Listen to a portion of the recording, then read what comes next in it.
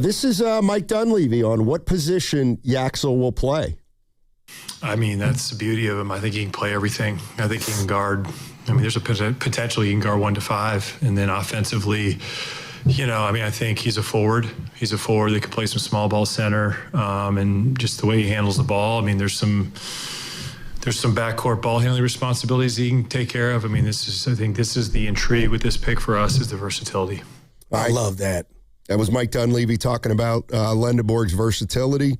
And 1 through 5, Stoney. Yep, we'll see. Yeah, no, I got you. I think of Iguodala, dudes like that, 1 through 5. Yeah. I mean, that's a bold statement to make before a guy's ever defended anybody in the NBA.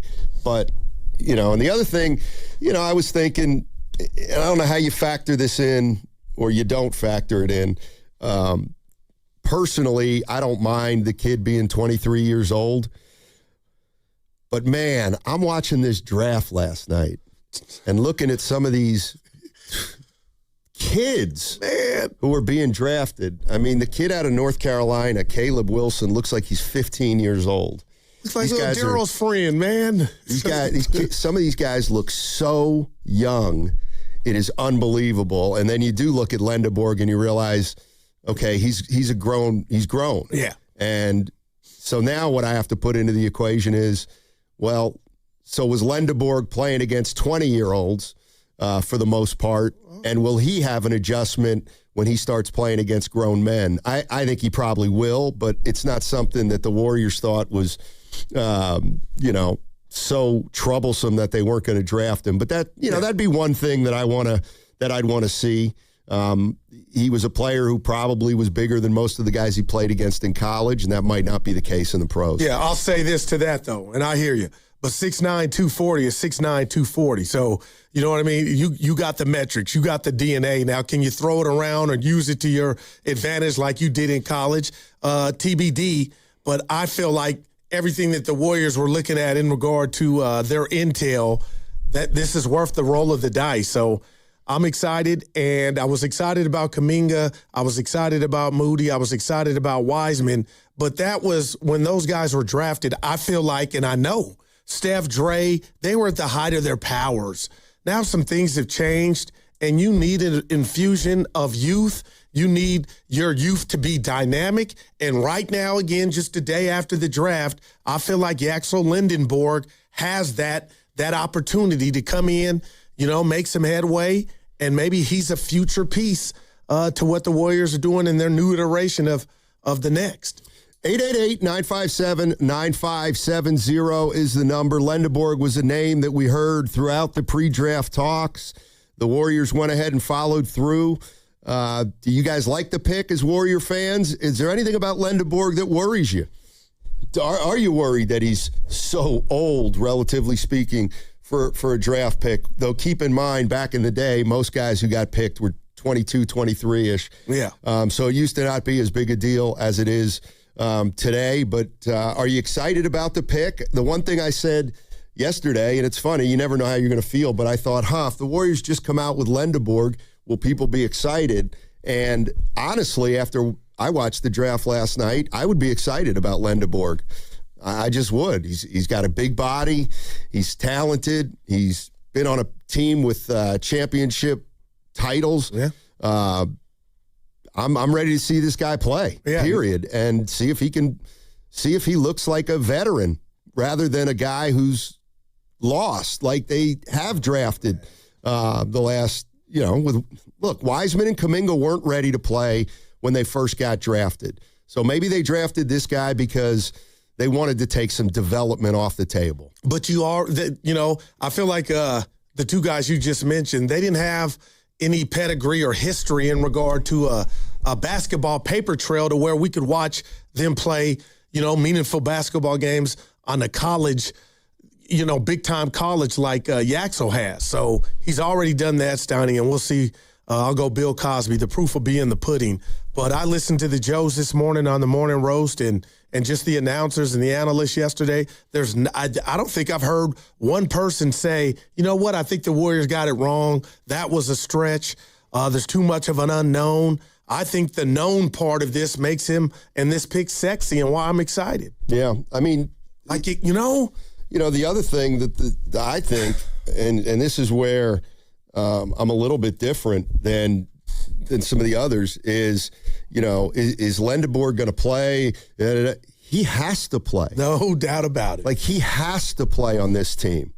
I'm looking at this team right now, and this to me is the biggest concern. You have Steph Curry. You don't know how many games he's going to play. You have Butler. You don't know how many games he's going to play. Draymond Green continues to get up there. Porzingis, is he going to be here or is he not going to be here? Horford, is he going to be here or is he not going to be here? If both those guys are here, you better expect them to miss games. So Lendeborg has to play. Like, they need to give this guy an opportunity to play 82 games if he's healthy. I love it. Because as of right now, they don't have enough 82-game players. Not that there are 82-game players anymore, but they don't have a 70 or 75-game player right now outside of Pods, it feels like. So, yeah, this guy should get a lot of playing time. And you know what I promised myself I'm going to do is I was texting you and Evan on the thread last night, and he'll tell us how the Kid Cudi concert went last night, and big boy Evan, that is. The Jordan Poole metamorphosis to where when he got drafted and he came in and he looked like he didn't have it, went to Santa Cruz, came back and just hit man, he looked like a different dude, and we all got excited, and he had his moments. So I'm not going to throw in the towel Rocky like Mick to where, Stoney, if it's the first 2 weeks, and you could call me dumb even for doing that or thinking about it, the first month or two, it's, there's going to be growing pains, but I know it's going to take time, hopefully, sooner than later. But Jordan Poole made me remember you got to give these guys time, too. It's not just the first month or two of the season. And he can knock it out the park, but I'll always remember what Jordan Poole did in the lab to come back and hit the ground running and make us all change what we thought of him. Yeah, I mean, couple things that I'd say to that is he better not be Jordan Poole. Like, Jordan Poole wasn't ready. He only played a year or two in college. And, look, I remember the video of the Warriors practice facility, and Jimmy Butler was talking to Steve Kerr, and they were really impressed with Will Richard. This was before the season started. And I'm looking at Will Richard, and here's a guy who was a second-round pick, and he played in each of the first 6 games, played 13 minutes, 19 minutes, 25 minutes, 10 minutes, 8 minutes, and 12 minutes.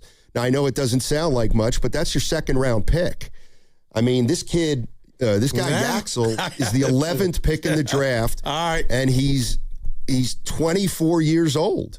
So you said he better hit the ground running. I'm not saying there'll be no development, but this is not let's let him get his feet wet and in a year or two. No. It shouldn't be like that. This team's not the 2021 Warriors anymore. Man. To me, it's almost more about shoehorning this guy in to see what he can do, to figure out at a relatively early stage what you have. And think about how much time went by with Kuminga, and we never really figured out what he had. And that's the one thing, and I'm not saying they owe it to Yaxel Lendeborg, but they owe it to the organization to see what this guy can do. No doubt. And it doesn't mean you hand him anything. It means that you give him a crack at it, and you try to let him build on it if he starts out the season pretty well. Yeah, and I'm so excited because I can look at him and give him, hey, you might be a Thundercat. You were a Thundercat in college. Let's see if you can be a Thundercat. But when Steph went down and Jimmy was down and Moody was out, and we had a Dub Nation collectively had to watch, what that roster had and what was left, it was depressing. Now you got a guy 6'9", 240 that's got some maturity to himself and his game. I can't wait to see what it looks like. Like, I really can't. Yeah. Let It Ride on the YouTube chat saying Richard's the same age, Steiny. Yeah, that's kind of what I'm getting at is, Richard had played a bunch. Man, what did he play, 160 games in college? Something crazy. And then he comes onto the Warriors as a second-round pick and starts stealing some minutes. I would expect Lendeborg to be able to do the same thing this year, but to a greater extent than Will Richard. That's just me. 888-957-9570 is the number. Golden State Warriors. You know, Talk to him. I'm glad they have a young player on the team. They'll have another one again tonight, too. And I'm not as excited about that because I've seen their history with second-round picks. But what if that changes? We never know. We never know, but I'm not. This is your guy. It's about this guy. Yeah. This guy's got to play. 888-957-9570 is the number. This is Mike Dunleavy. How much is he going to play? I think it's tough, anytime a guy's changing levels, whether you're going from high school to college to the NBA, so it's hard to say. But generally, guys like this guy who's physically ready, he's played at the highest level of college, won a national championship, maybe those guys can play sooner. And so next year, to be frank, whether we want him to or not, given our roster constraints and injuries and stuff like that, the opportunity will be there.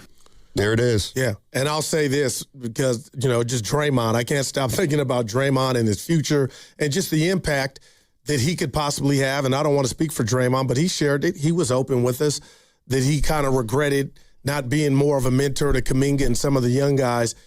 I don't know what's going to happen on the 29th. I know what I expect to happen, but just moving forward, I just think of all the seasoning and the mentorship and the mentoring he could do for young Yaxel. I'm hoping that manifests and happens.